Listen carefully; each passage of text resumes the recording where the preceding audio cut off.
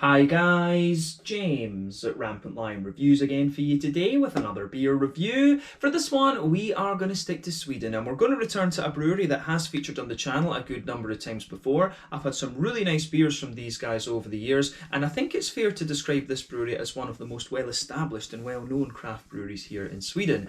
So yeah, for this one then, we are going to head a bit north to Dalarna County, which is to the northwest of Stockholm, quite famous for its skiing and things like that, and to be specific, we're going to go to a little place called Hedemora. So we're going to have a look at another beer from Oppigårds Bryggeri, and this particular beer is called Jack.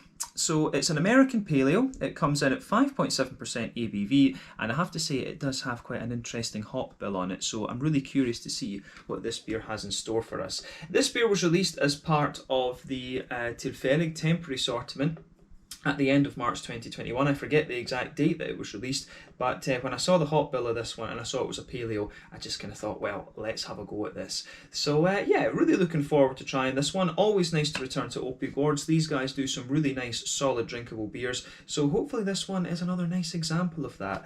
So yeah, looking forward to this, and as always, I hope that you guys enjoy my take on this beer. Let's see how we get on. So as always with my reviews, I'll tell you a little bit about the brewery before we taste the beer. If you want to get straight to the tasting, just fast forward.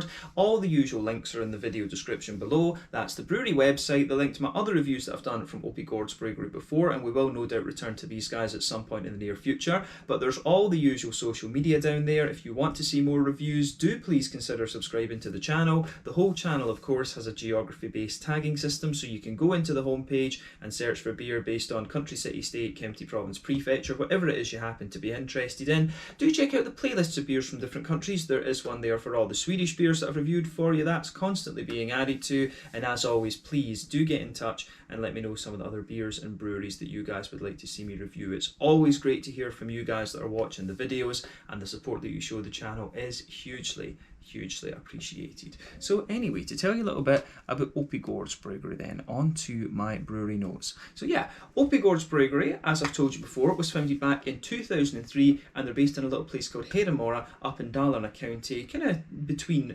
Borlänge and Falun actually. Falun, of course, home to Sabaton, one of my favourite Swedish bands. But this brewery sits on the 250-year-old Falkström family farm, hence the word Gård in its name. Gård, of course, in Swedish, Danish, Norwegian is farm. But the original brewery was in a small wooden building which was apparently constructed back in 1896, and this space was originally used for flax dressing, but also for their great-grandfather's metalsmithing business. But all of the beers were originally brewed in this old building, but they also added a malt house, and they've now got a very new and shiny brewery up there as well. But the company was founded in 2003 by Björn Falkström, and this was basically to revive the family farm, but he also wanted to kind of revive the old Swedish tradition of farmhouse ales. So these beers were apparently the norm in Sweden until the modern kind of lagers and stuff came in the 1800s, and this made the farmhouse beers just unprofitable, and so they gradually just kind of faded from existence. But this brewery has become really popular, and it's allowed the Falkström family to continue to make their living on the farm, and they've done this since the 1700s. But in the first year, they produced only around 8,000 litres of beer and sold it in the very local area, but nowadays they're producing well over 1 million litres of beer per year, and they've got a new Italian brew kit in this brewery. It took them a little bit of time to get that up and running from what I understand, but the total capacity of Oppigårds Bryggeri these days is in the region of 2.5 million litres of beer per year. You can find Oppigårds in pretty much any Systembolaget throughout Sweden, and I'm not sure if they are kind of starting to export to Norway and Finland and things like this already as well, but I wouldn't be surprised if that is the case. But as of March 2021, when I'm reviewing this beer for you, these guys have produced around 110 different kinds of beer. And what I would say about this brewery is that they're old school. I mean, quite a few of the beers that they have are quite sort of old school, so if you want like a properly good old school West Coast IPA, then you can have a little look at the Turbo Double IPA. You can have a look at that. The Turbo Stout is a little bit of a classic Imperial Stout as well. Those are very nice beers. They've got the India Tribute. The Amarillo Sessionable is very nice as well. I'm trying to think what else I've had from them, but yeah, they've got some really nice beers there. And of course, probably their most well-known beer these days would be the New Sweden IPA, which I would recommend you try if you get the chance.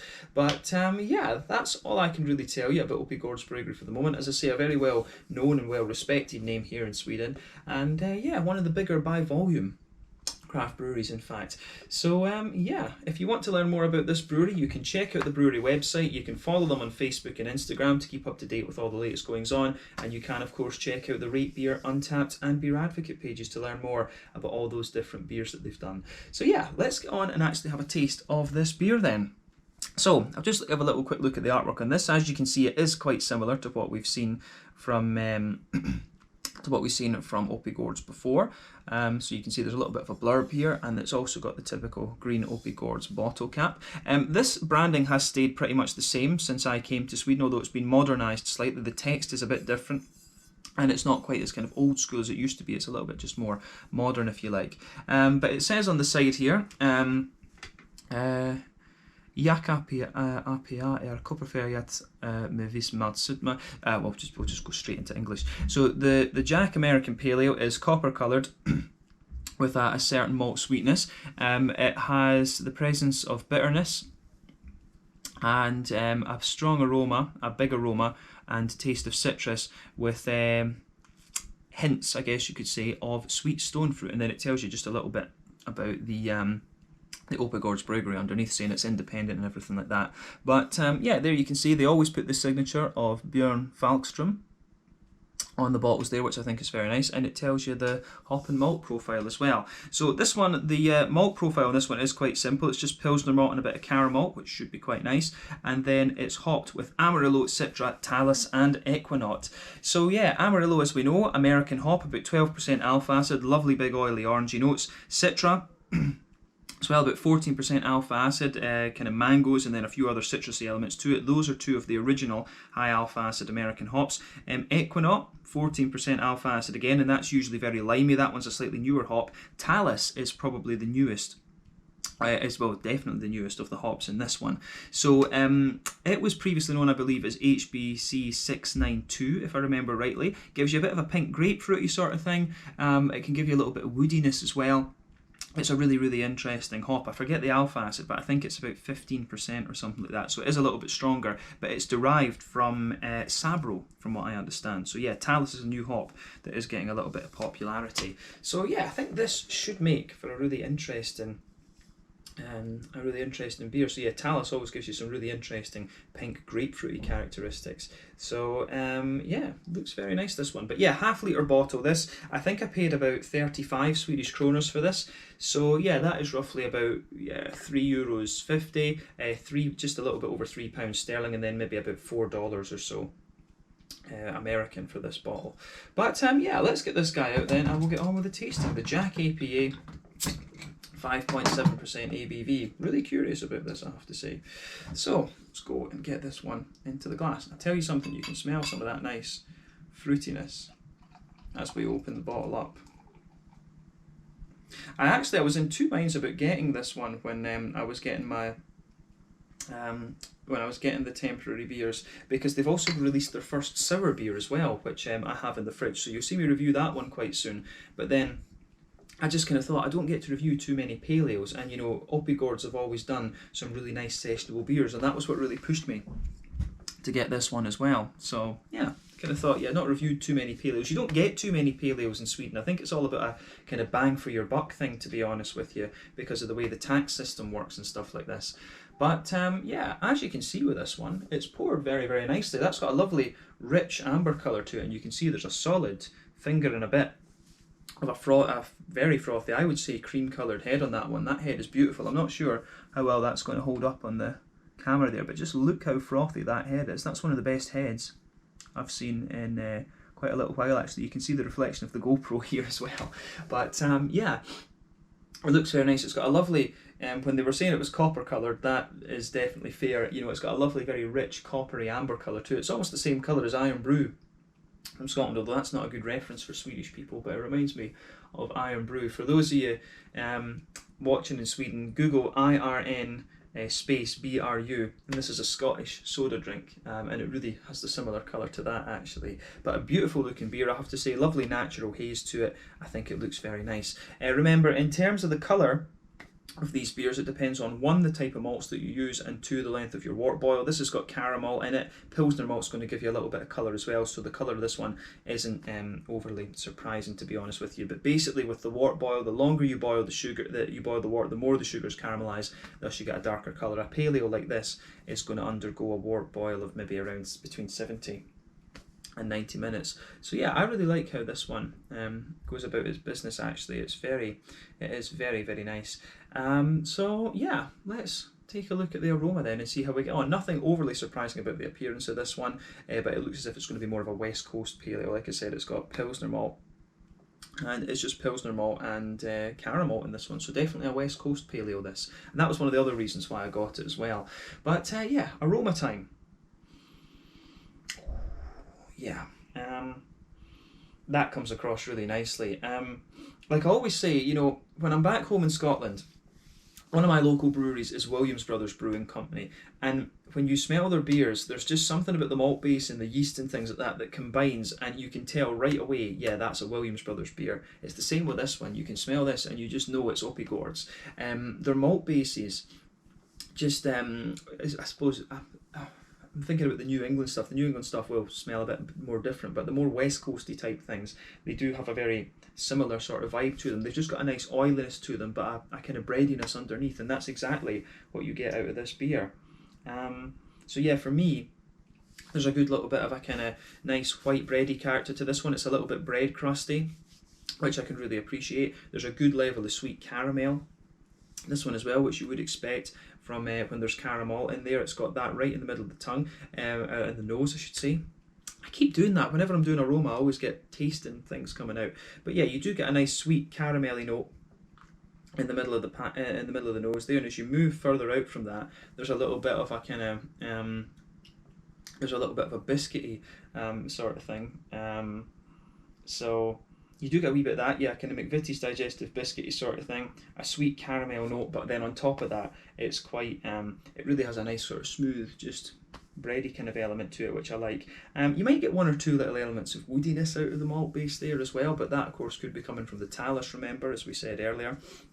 Yeah, it's quite a straight shooting malt base, to be honest with you. You can smell the crispness from the Pilsner malt in this as well. As I've told you in previous reviews, Pilsner malt is quite an annoying one to describe in flavour and aroma, because it's more about the feel it gives you. It gives you a little bit of biscuitiness in the flavour, but it's really about the mouthfeel and the kind of vibe of the aroma when it comes to Pilsner malt, which is quite interesting. You can see the head has just faded away quite nicely now, but yeah, the malty side of this beer is what you'd expect. White bread, bit of bread crust, good little bit of sweet caramel, some nice biscuit elements, and you can smell that crispness of the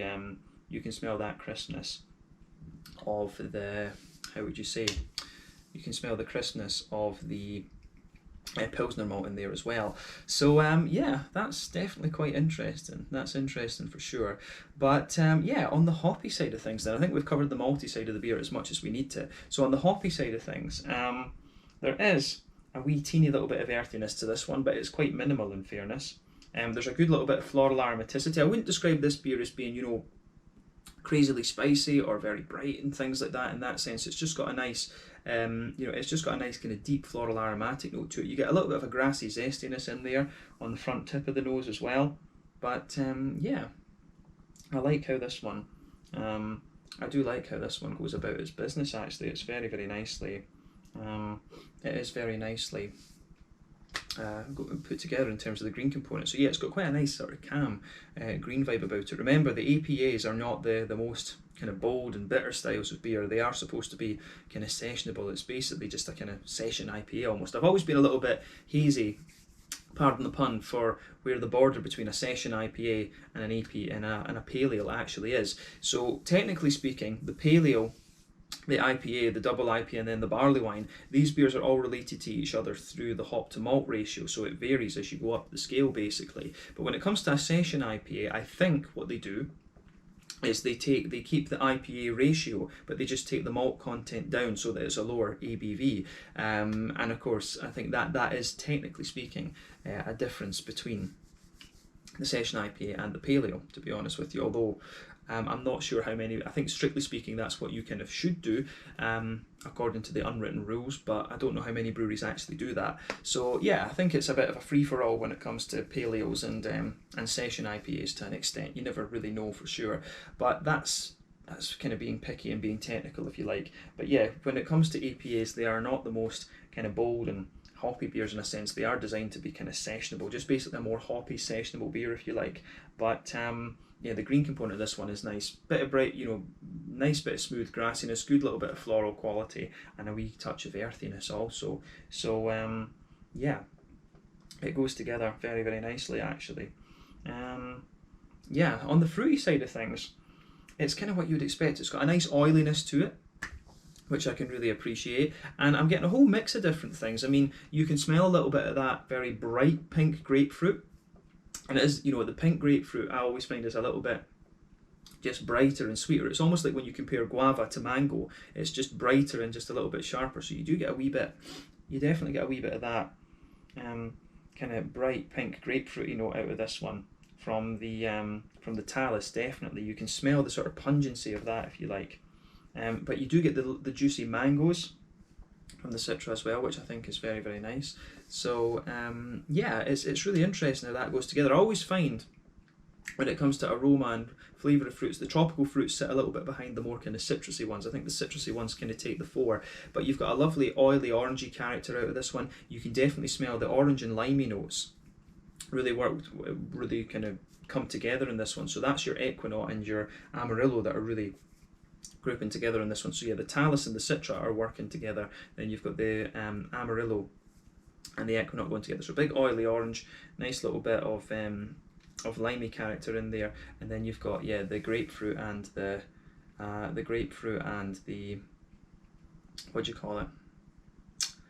The grapefruit and the mango in this one. So yeah, I really like how this side of things goes together.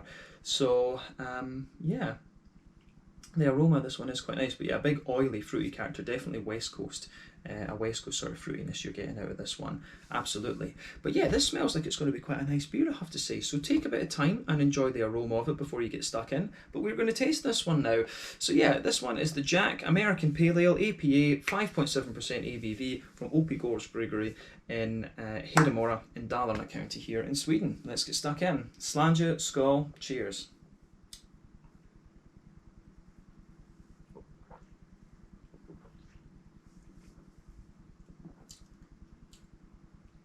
Yeah, that's pretty nice. It's got that big, typically oily mouthfeel that you get from Oppigårds, definitely. The first question is going to be, is this the most crazy and exciting beer you're going to find from Oppigårds? I don't think so, no. But is it a really nice kind of drinkable one? Yeah. It reminds me of, the likes of their Golden Ale, their Pilsner, and these kind of things. The Oppigårds were always very good at giving you a nice big oily but sessionable beer back in the day. When I first came to Sweden, they had a whole bunch of different things in there. They had the Amarillo Pale Ale, they had the Golden Ale, there was a lager, I think it was called as well. I think they did have a straight up Pilsner too. So this beer is kind of very reminiscent of that actually. It's a little bit like it's kind of like it's got a similar vibe to the Amarillo from what I remember, but it's just a little bit more complex, if that makes sense.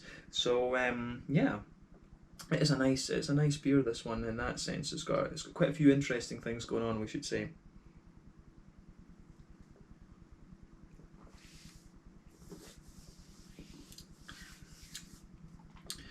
But yeah, I think that's a nice, just solid drinkable beer, this one. It is, as I say, quite reminiscent of some of the older beers we've had from Oppigårds in the past. So yeah, it's got my approval. As I say though, not the kind of craziest and most striking of beers that you're going to get from Oppigårds, but in fairness, whenever anyone thinks of Oppigårds, some of their they've not put out a new canned New England IPA for quite a wee while, but some of those are like really, really good. But the beers that come out in the bottles tend to be a little bit more kind of sort of sessionable and sort of food pairing-y type beers, I would say. They're not the kind of crazy, mad, experimental stuff you're going to get from other breweries. They are designed I think to be a little bit more kind of sessionable and drinkable, but there's nothing wrong with that. As I say, I quite like trying the beers from this brewery. It takes you back, there's a little bit of a nostalgia value in here. But yeah, let's try and break down the flavour of this one then and see how we go.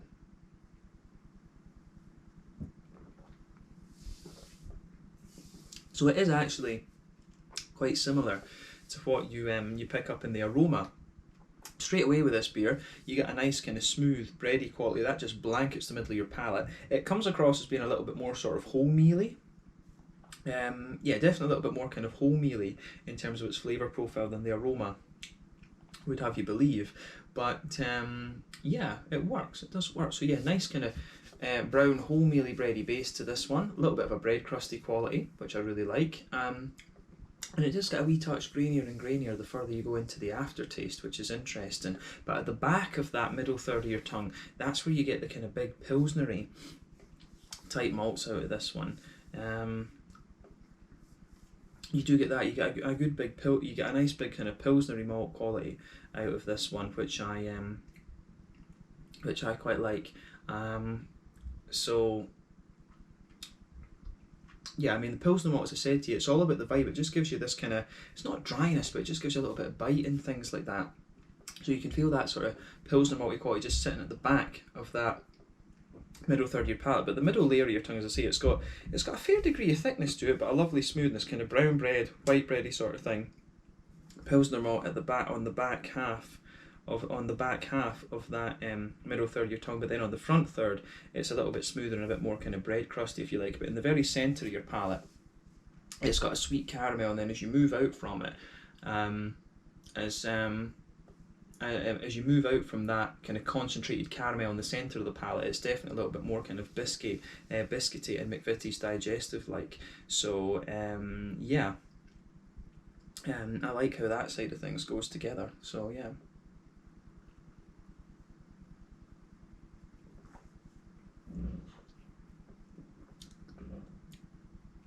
So yeah, it does have a really nice, it does have a very nice sort of brown sugary note. I think the more you drink of this, the more it kind of sweetens up in the middle of the palate. So yeah, you do get a straight up caramel from this one. Obviously it's got caramel in it, so that makes sense. And I think that lingers there. I really like this. It has a little bit of that sort of old school vibe to it, which I think works very, very well. But yeah, as I say, if you go further out and further out from that middle part of your palate, it does get a wee bit progressively more kind of biscuity and stuff like that. So yeah, I really like how this this beer goes about its business in terms of the malty side of things. It's very straight shooting, but you know, you expect that from an APA. You don't want it to be too crazy, if that makes sense. You want it just to be quite straight shooting. But yeah, in terms of the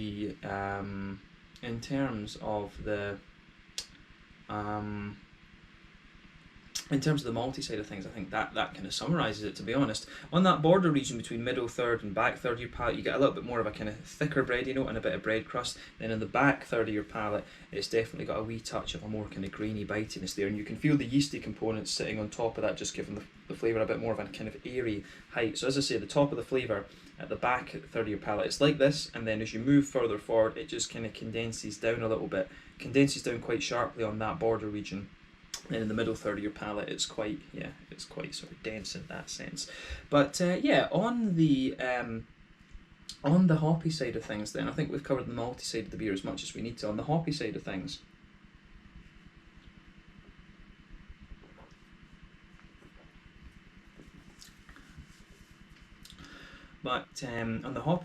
in the back corners of the palate, you get a little bit of earthiness, which you're always going to get. And as you move further forward, it does get a wee touch herbal, but then it very quickly becomes nice and sort of deep and floral. So you get a good little bit of a floral aromaticity out of this one, which I really do like. So yeah, you've got a nice big sort of floral aromatic note,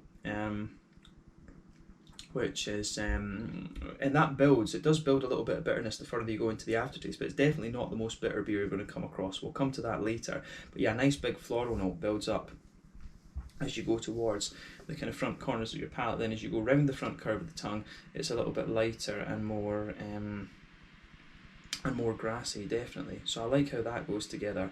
Yeah, I think the green component is quite nice in this one. It goes together really well. Yeah, it works. It certainly works. In terms of the fruity side of things, it's very nice. It's just got a big oily character to it, and that builds works well together with the sort of caramelly vibe of this beer. But yeah, as I always say, on that front third of your tongue, that's where you get that nice oily bubble where those juicy fruity esters roll their way out of the beer. So yeah, on that border region between front and middle third of your palate, you get a nice little bit of a kind of bready doughiness out of it. You do get a wee touch of a kind of bread crusty grainy element too, and then the base of that front third of your palate is definitely a little bit kind of smoother in things, I would say. So absolutely, that's what I get out of this beer, definitely.